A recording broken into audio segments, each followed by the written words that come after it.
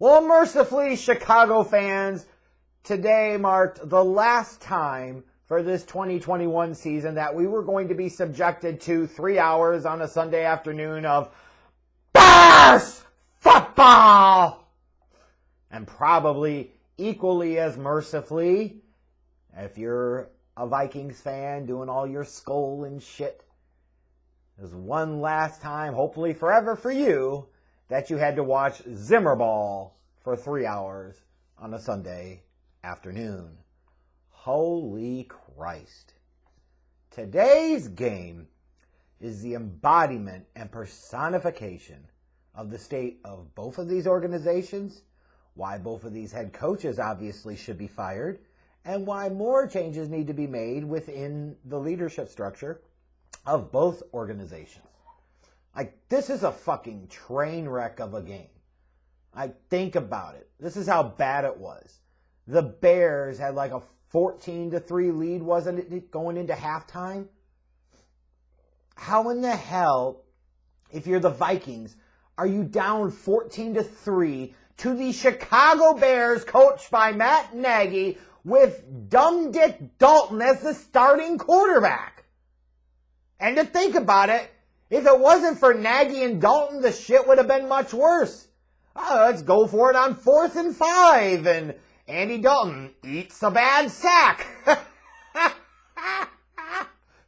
Just think about this. It could have been worse. But of course, after it was so bad for the Vikings in the first half, and you can talk about how shitty their offense was, their defense was, they played like total ass cheeks, were getting dominated in every phase of the damn game. Oh, it was a tale of two halves, wasn't it? Because in the second half, my God, it was a majestic piece of work of art for the fucking Vikings. They outscored the Bears 28-3. Bears football! No offense and that side defense. You gotta give props to Eddie Jackson and the magnificence of not only losing Justin Jefferson in coverage on that deep throw, but then to also totally lose sight of the football. Like, that was splendiferous and spectacular in its suckage, wasn't it? Bareback Jackson. He doesn't wrap up when he tackles, and he sure as fuck doesn't wrap up the receiver like a tight blanket, does he? Holy fuck. And what an indictment on the Nagy era. That in this last game, he stubbornly stuck with the fucking ginger, the goddamn Red Rocket, Red Rifle, fucking Dumb Dick Dalton. And he was cheeks. Well, he threw for over 300 yards, and he was cheeks. He's always cheeks. He's been cheeks all year. You actually had fans and media that thought this team should have started Andy Dalton for day one and might have been a playoff team if Andy Dalton started day one and continued starting all year, which shows how stupid they are. But even more so impressively, it shows the stubborn stupidity of Matt Nagy and Ryan Pace. The fact that they signed Andy Dalton when it was a dumb thing, dick thing to do, and then kept trying to go back to him every excuse and opportunity they fucking had. They looked at him and said, starting the season, he gives this team the best chance to win. He's the best option. Are you fucking insane? And how did he reward you today? Man, that pick six where he fucking gave up on the play and didn't try to chase it down. That was a thing of work of art of majesty, wasn't it? Making sure that Patrick Peterson got his first INT of the year.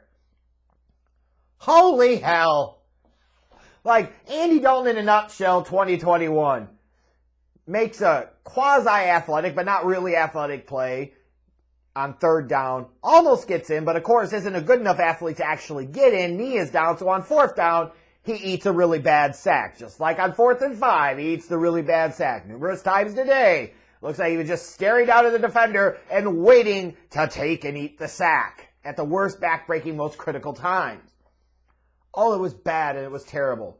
And for the Vikings, you're lucky that you were facing the incompetent-ass Chicago Bears today, because otherwise you would have lost this one going away. But to their credit, they did come clawing back. I guess they fought for Zimmer, and I don't know why you would fight for that asshole at this point. Mike Zimmer. One want to be like Bill Parcells, but you don't have any of the resume, any of the skills, any of the accomplishments and knowledge to actually be Bill Parcells. Vikings fans looking at this and saying, oh, this sucks, they won, this does nothing, have to hope that this means that Zimmer is out. There is no defense to keep Zimmer anymore either. It's time for a change in Minnesota. He needs to go. The only reason they didn't lose this game today was because they were playing the Bears. Otherwise, they would have gotten steamrolled. A more competent team would have had the Vikings down like 28-3 at the half and blown them the fuck out of the building in the second half. Oh, this was bad. This was bad. And what's crazy about it when you think about Bears football, as much as you've got fans sitting there and media talking about, thank God the Matt Nagy era is going to be over, sure, that's nice. Until you take a step back and you realize that he's only one of the three stooges and the least of the problems among the three stooges. And you say, well, who are the three stooges? Well, of course, it's Nagy, it's Pace, and it's fucking Ted Phillips. And you say, well, what about Goofy George? Well, you know what? Gosh. I guess you had some type of rotation with the Three Stooges back in the day. He'd fucking fit into it. Doesn't make a goddamn bit of difference. They're all the goddamn problems. But what's really sad and striking about this is when you think about it, and when I tweeted it earlier, apparently some people can't read, so I need to verbalize this, is that ever since Lovie Smith, and that era is done after 2012, Matt Nagy's been the best head coach the Bears have had over the past decade.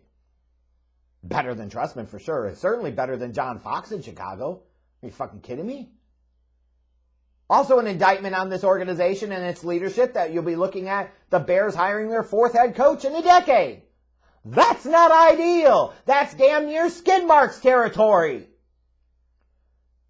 Not only to make it bad, but to make it worse. Not only is Matt Nagy the best head coach since Lovie Smith for the Chicago Bears, he's the second best head coach the Bears have had since Mike frickin' Ditka, the coach. Ditka, Lovie Smith, Matt Nagy. Holy shit, that's how bad it is. But you got fucking idiots still trying to defend Ryan Pace. Did you watch this game today? All the flaws in personnel, the breakdowns in the secondary, the fact that they gave money to Andy Dalton and thought he was worth being the starting quarterback. All this shit. There are no defenses or excuses for Ryan Pace, so fucking stop it. Ted Phillips, same fucking deal you've had over 2 decades, asshole. Just because you saved the McCaskey family from imminent IRS doom in the early 90s doesn't change the fact you don't know what the fuck you're doing with your bean counting ass running this goddamn team.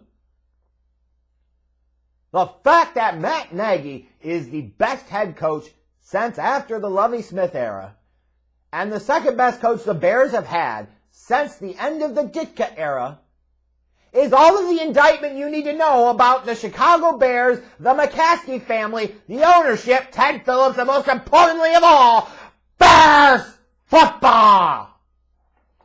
So thank God this fucking game is over with. And even at the end, like the Vikings didn't even seem that concerned about trying to get Justin Jefferson his record. Sure, it might be in bad taste trying to run up the score a little bit, but who gives a fuck? Got 2 teams going nowhere, why not? And if Bear fans had a problem with that, well then do something better to stop Justin Jefferson. How about that? But hopefully, thankfully I should say, it's the end of the season for both of these sorry sack of shit teams.